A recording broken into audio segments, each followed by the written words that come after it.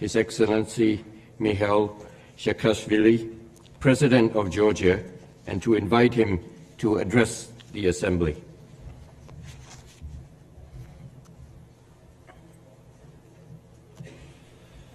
Mr. President, Your Excellencies, distinguished delegates, it is a great honor to represent once again my beloved nation at this rostrum.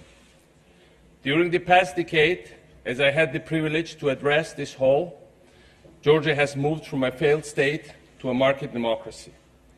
We have experienced both advances and setbacks, both breakthroughs and mistakes. But the world has been able to witness the constant commitment to freedom of my nation. I ask you today to once more hear the voice of a nation that transcends political and social and religious differences in a common love for freedom. A voice that, despite all the problems we have encountered and the challenges we still have to overcome, is full of hope. And looking at our world today, I do think that this voice of hope is needed.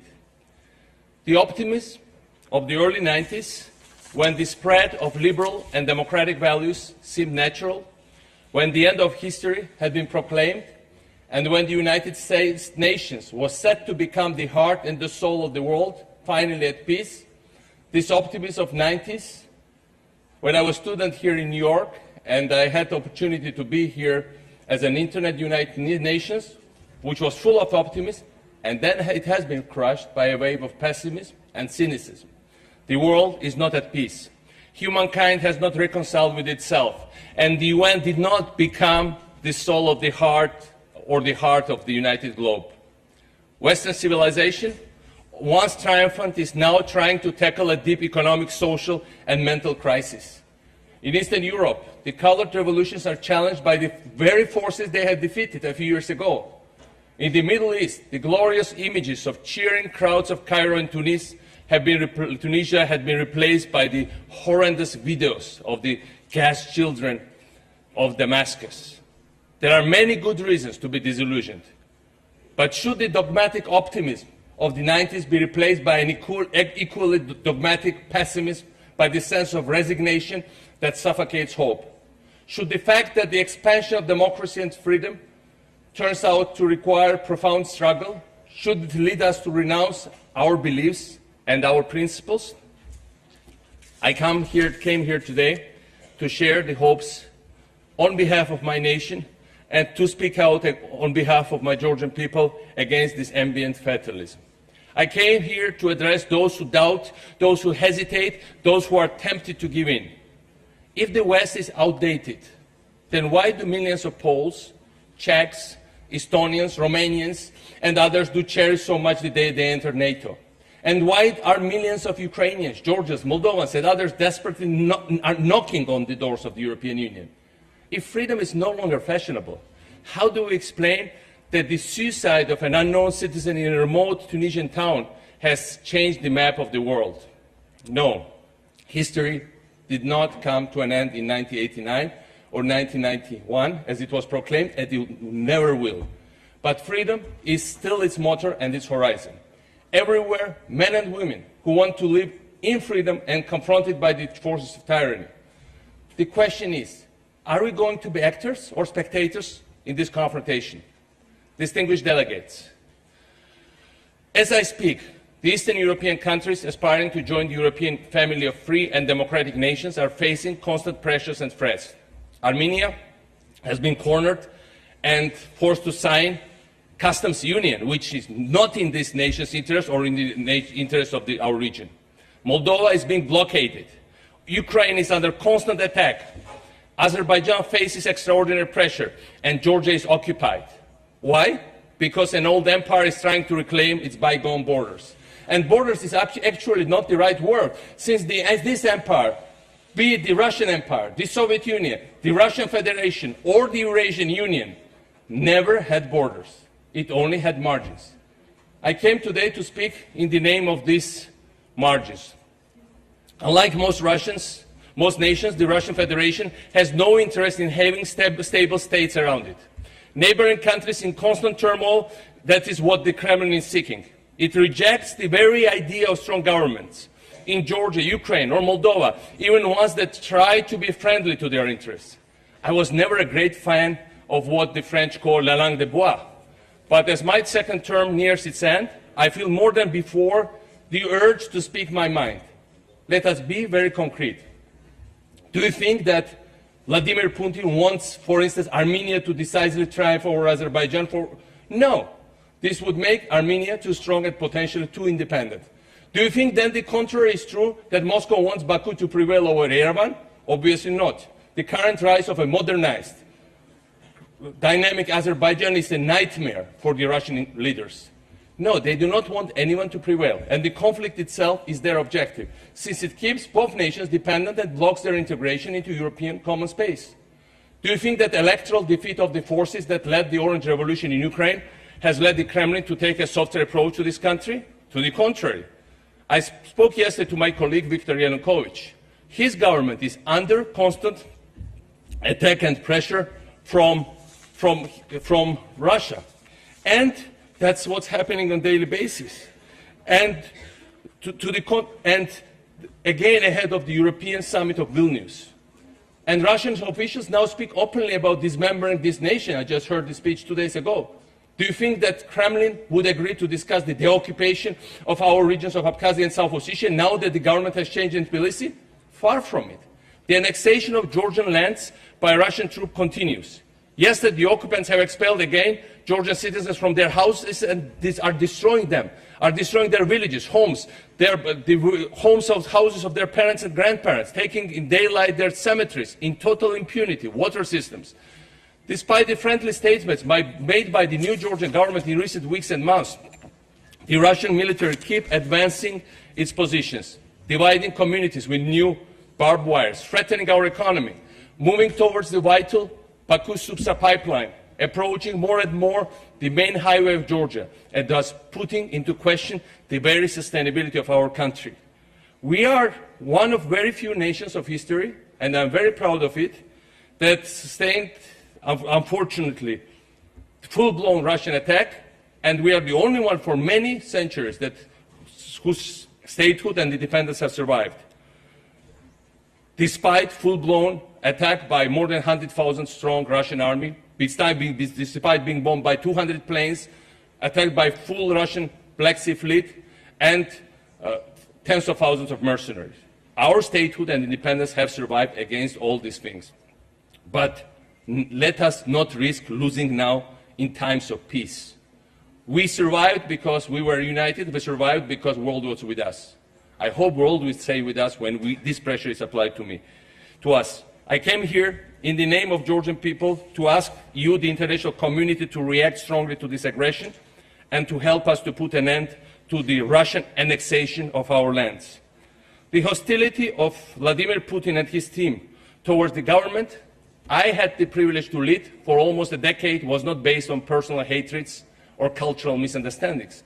Any such interpretation would just be a smokescreen. My predecessor, President Shevardnadze, came from the highest Soviet nomenclatura. He was returned to power in Georgia with direct Russian help in the 90s through a military coup. He was well known for his Soviet diplomatic skills, unlike me.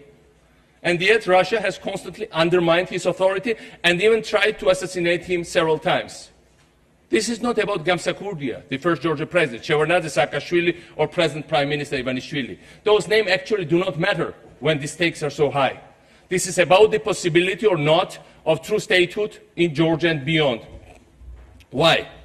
Because the current Russian authorities know perfectly well that as soon as strong institutions are built in Ukraine, Georgia, Moldova, or any other place, as soon as functioning states emerge, such institutions, such states, will reflect and enforce the will of their people, which is to become fully independent and move towards Europe. The Georgian experience of successful reforms and the creation of functioning state was therefore considered a virus that could and would contaminate the whole post-Soviet region. We became the least corrupt country in Europe, world's #1 reformer according to the World Bank, one of the top places to do business, the least criminalized country in Europe after being one of the most criminalized ones. And that was the virus that should have been eliminated by every means possible. This is why the Georgian nation has suffered an embargo, a war, an invasion, and an occupation, all since 2006. But this also is why the resistance of the Georgian people and the resilience of Georgian democracy are of the utmost importance for the whole region. Dear colleagues, the efforts to roll back the advances of the EU and NATO in our region, progress based on the will of our people, are becoming even more intense. These efforts have a name: the Eurasian Union. It makes me sick when KGB officer Vladimir Putin lectures the world about freedom, values, and democracy. This is a list of the things he can do to the world, being a dictatorial leader of one of the last empires left. But this new project is much more dangerous than his lectures. The Eurasian Union has been shaped as an alternative to the European Union and unveiled by Vladimir Putin as the main project of his new presidency, new Russian empire. Because European and Euro-Atlantic integration take a lot of time and require tremendous efforts, because there are moments when you might think you are pursuing a mirage, because the threats becoming so strong, the pressure so direct, while the promises seem so far away, some people in our region might fall victim to fatigue and ask themselves, why not? Today, I want precisely to explore this why not. Much more than with a choice of foreign policy or international alliances, our nations are confronted with choice of society, a choice of life. Our people have to decide whether they accept to live in a world of fear and crime, a world in which differences are perceived as threats and minorities are punching bags, a world in which opponents are faced with selective justice or beatings, a world, my dear friends, that we all know very well in our region and in some other regions in the world, since this is the world from which we are coming. The Eurasian Union is both our recent past and the future, shaped for us by some ex-KGB officers in Moscow. On the opposite side, our revived traditions and our centuries-old aspirations led us towards another world called Europe. European societies are far from perfect, and we all know that. There too, you can have fears, doubts, angers, hatreds, social inequalities. But there, at the same time, meritocracy prevails over nepotism. Tolerance is a fundamental of public life. Current opponents are the future ministers and not the prisoners to be or the enemies to beat. The choice, when it is put like that, is so obvious for the people of our region that some Kremlin strategists, they call themselves politechnologists, have decided to cancel the truth and have shaped lies that they are spreading throughout Ukraine, Georgia, Moldova, and many other places. Their mouthpieces in our respective countries, this conscious or unconscious risk column, identify the European Union with the destruction of family values, erosion in national traditions, and the promotions of gays and lesbians, undermining our traditional religions. Strangely, in recent years, and even more in recent months, we hear in Tbilisi, Kiev, Chisinau, the same ugly music that was first orchestrated in Moscow. We hear that our traditions are collapsing under the influence of the West, that Christian holidays will be replaced by gay pride events, and churches by multicultural Disneylands. We hear that our Orthodox identity is under threat. And after all, here we come, we hear that we share with our former masters a common respect for decency and traditions. Are we so naive to believe these lies of Putin and the others, as other generations did, allowing our sovereignty to be kidnapped? Are we so unfair to our ancestors to think that their memory would be honored by attacks on mosques or some pogroms? Are we so unaware of our history that we allow it to repeat itself endlessly? When we hear the fake music of Orthodox Brotherhood, sung by Russian imperialists, can't we hear the true voices of Patriarch Kirill, who was assassinated, or the eternal voice of the Patriarch Ambrosi Helaya, who was tortured during days and weeks, only because he appealed to the Geneva Conference against the invasion of his country? And he told his Russian interrogators, you can have my body, my flesh, but you will never have my soul. Are we so deaf as not to hear the voices of the killed bishops and priests tortured by Russian imperialists and Russian communists? Are we so uneducated we do not recall who has repainted our churches and erased our sacred frescoes? Are we so blind today not to see this destruction of our churches by the same people who erased our churches in the 19th century, Russians, now in the occupied territory? We need to know our history. And our history teaches us that tolerance is the basis for sovereignty in our region. It is not only a moral duty, It is an issue of national security. We need to know our history to understand the same old imperialistic principle, divide to rule, is applied today as it was 2 centuries ago.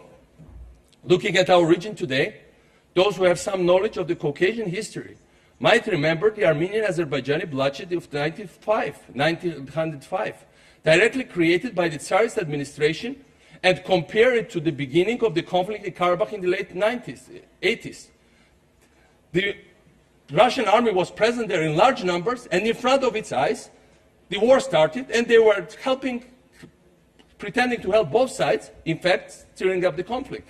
They might recall, as I do too well, the beginning of the war in Georgian region of Abkhazia in the early 90s, when Georgian paramilitary groups were getting their weapons from the same Russian troops who were actually leading, directing, assisting the Abkhaz militia and bombing the Georgian territory, and bringing in Chechen mercenaries in order to kill any form of solidarity between nations of North and the South Caucasus.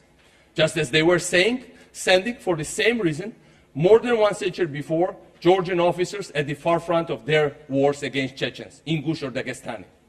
We could also look at the margins throughout the times. We could look at Poland and Ukraine, and we would see the same pictures. Everywhere, the empire has always inflamed the relations between subjugate people and separated them by a wall of fanatical antagonism.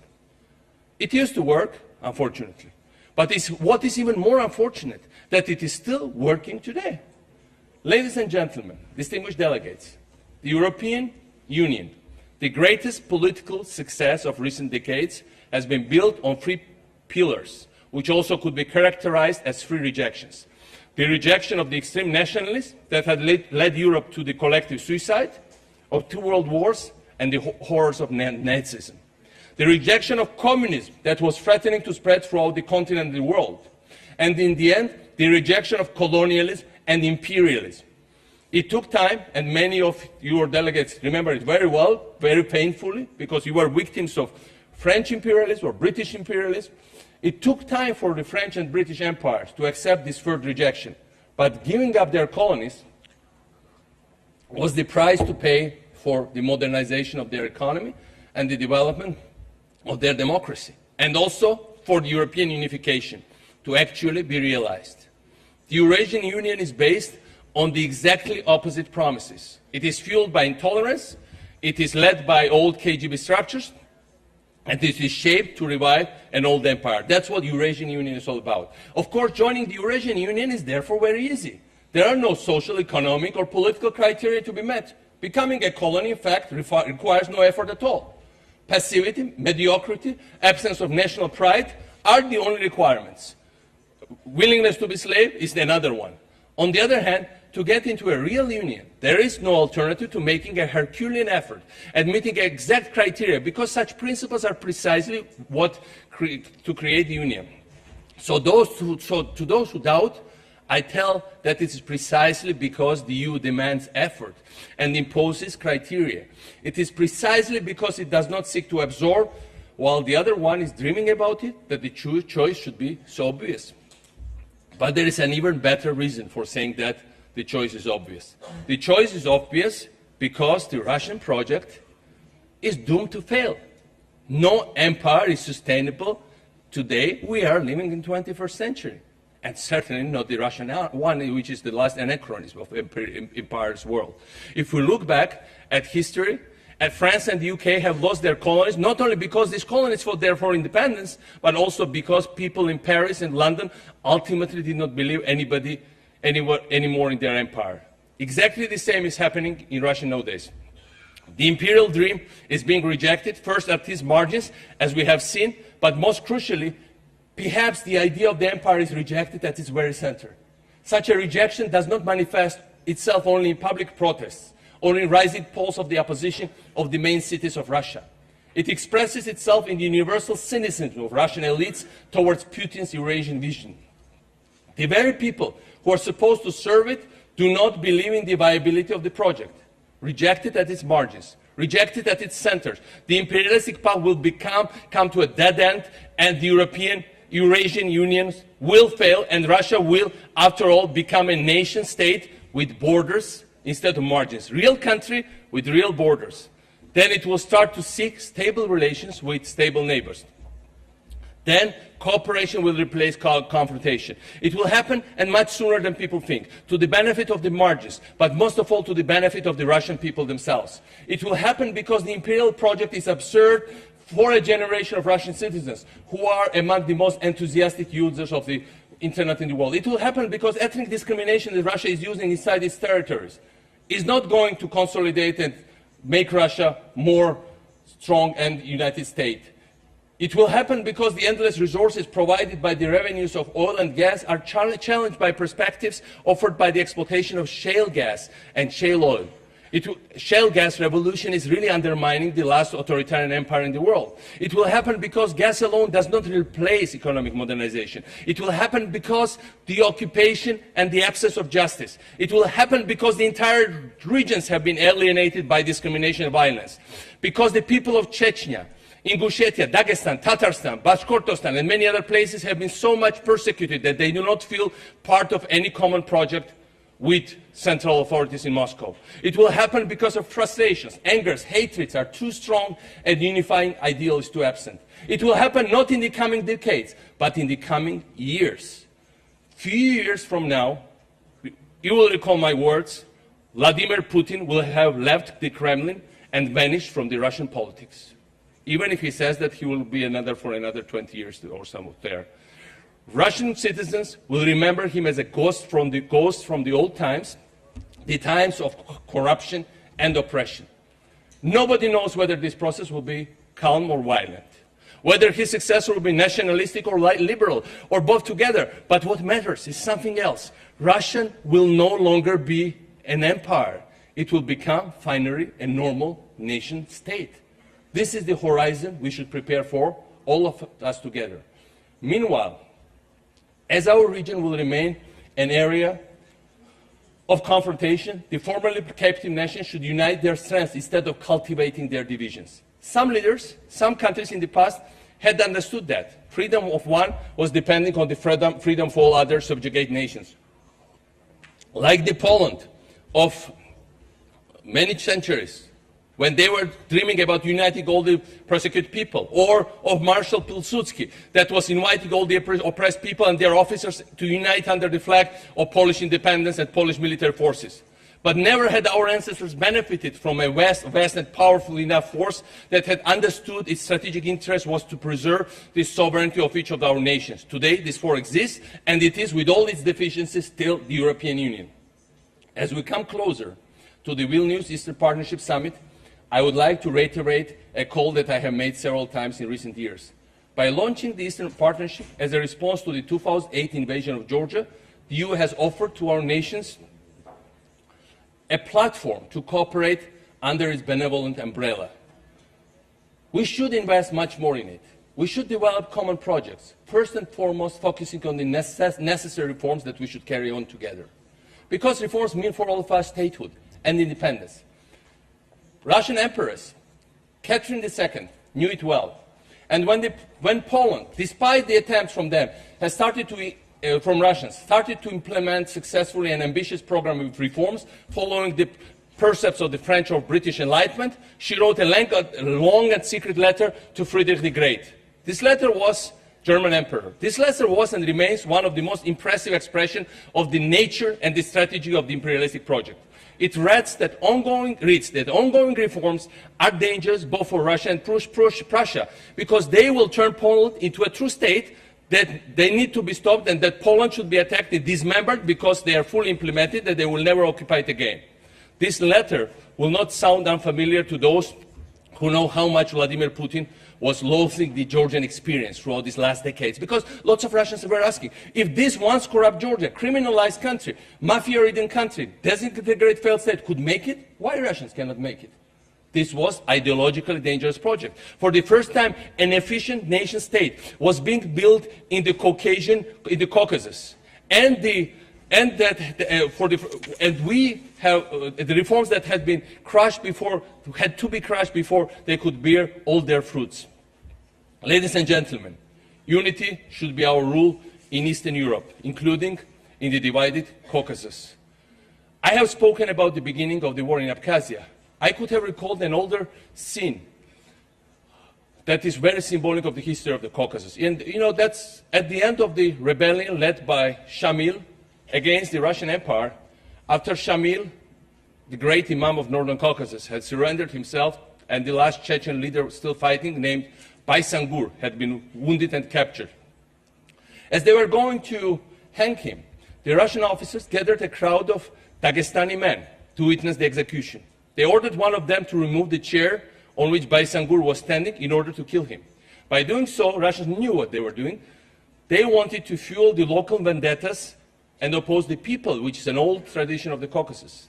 Seeing this, valiant commander Baysangur moved the chair himself, committing a forbidden suicide, forbidden under any religion and of course Islam, and preserving the relations between neighbors. But for one failure, how many successes this strategy has encountered among the Caucasian nations? It needs to come to an end. And this is why I have launched several projects during my presidency, reinforcing people-to-people contacts between North and South Caucasus. Projects focusing mostly on education and on university exchanges. That's why Georgian parliament has recognized genocide of Cherkessian people, one of the most unknown and tragic pages of the history of the world, when the whole nation was wiped out because their land was needed by the Russian Empire. We need to build on these efforts. We need to prepare for the times when the empire collapses, so that its legacy of hatred is swiftly overcome. And we, as citizens of Georgia, need to prepare for the times where Russian troops will leave our occupied regions, when Moscow will withdraw from Tskhinvali and Sukhumi, Abkhazia. We need to prepare ourselves to welcome back our Ossetian and Abkhaz fellow citizens as brothers and sisters, and not as enemies. We will need to prepare for the times when hundreds of thousands, in fact more than 500,000 of Georgian and other ethnic groups that have become IDPs because of war go back to their deserted houses. Because these times will come sooner than we think, much sooner, in the years to come. Ladies and gentlemen, as my second term nears its end, I take pride in the many accomplishments that Georgia achieved during my tenure in office. We took Georgia literally out of darkness, brought unprecedented transparency to our public service, put our children back in schools, and took the gangs out of them. We have brought our nation closer than ever to its European dream, and worked tirelessly to renew the spirit of tolerance that guided Georgia in our glorious past. We did many good things, but of course, like any leader, and when I became president, I was at that moment I was the youngest president in the world, I realized that some of these things were done at a very high cost because of lack of experience, in our rush to impose a new reality against the background of internal and external threats. We have cut corners and certainly made mistakes. Went sometimes too far, and other times not far enough. I acknowledge fully my responsibility in all the shortcomings, and I sincerely care for all those who have felt that they did not benefit enough from our work, or even that they were victims of our radical methods. I want to tell all Georgian citizens, to those who supported our project, our policies and our party, and those who rejected them, I want to tell them how proud I am of their maturity. We promised them this project, and we didn't promise them it would be too smooth. And we went very far. But we went far because our people were so mature and so brave. I want to tell them from this rostrum how humble I feel looking at the sacrifices and the efforts they have made. We are and should remain a nation united in a common love for freedom and dignity. We are and should remain a nation united in the deepest respect for the sacrifices made by our soldiers in Afghanistan, for instance. A nation sharing the same sorrow when they lose their lives and taking the same pride in their bravery. We are the nation that are proud of our soldiers that stood up to 100 times exceeding force of Russian invaders and gave us time, together with the world, to mobilize and protect and save our independence, something that, with all due respect, many of the nations in Europe couldn't do in the 20th century, much bigger and much more powerful than us. We are, and we should, remain a nation united in our historical identity, to join the European family of democratic nations.